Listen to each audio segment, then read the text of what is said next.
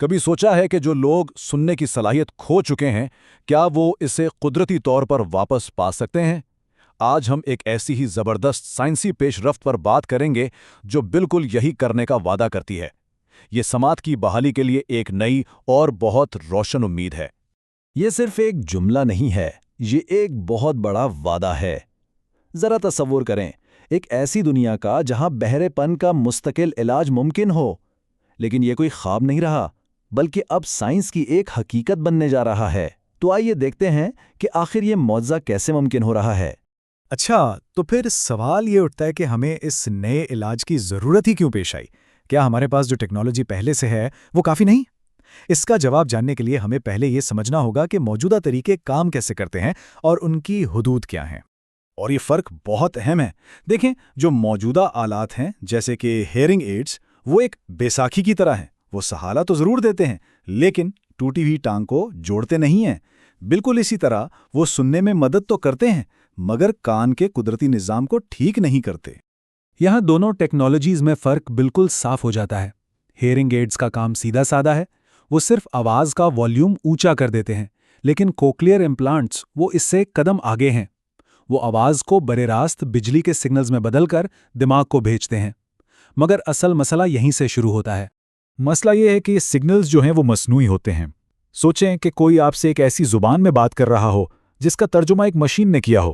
آپ بات کا مطلب تو شاید سمجھ جائیں، لیکن جو لہجے کا اتار چڑھاؤ ہے، جو جذبات ہیں یا موسیقی کے سر، وہ سب غائب ہو جائیں گے۔ دماغ کے ساتھ بھی کچھ ایسا ہی ہوتا ہے، اس سے آواز کی وہ قدرتی گہرائی محسوس ہی نہیں ہوتی۔ تو ان تمام چیلنجز کو دیکھتے ہوئے سائنسدانوں نے ایک بالکل ہی الگ اور انقلابی راستہ چنا ہے۔ ایک ایسا حل جو صرف سہارا دینے کے بجائے سماعت کو جڑ سے ٹھیک کرنے پر کام کرتا ہے۔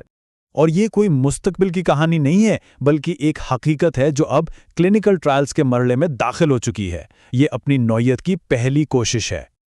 اور یہ کوئی عام ٹرائل نہیں ہے، یہ تاریخ میں پہلی بار ہو رہا ہے۔ پہلی بار کہ اس قسم کی جین تھیراپی انسانوں پر آزمائی جا رہی ہے، جو اسے طب کی دنیا میں ایک بہت بڑا سنگ میل بناتی ہے۔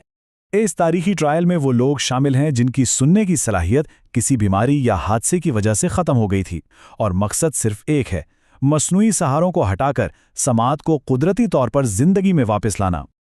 تو آخر یہ جادوئی علاج کام کیسے کرتا ہے؟ اس کے پیچھے کی سائنس واقعی بہت شاندار ہے۔ آئیے اسے بالکل آسان لفظوں میں سمجھتے ہیں۔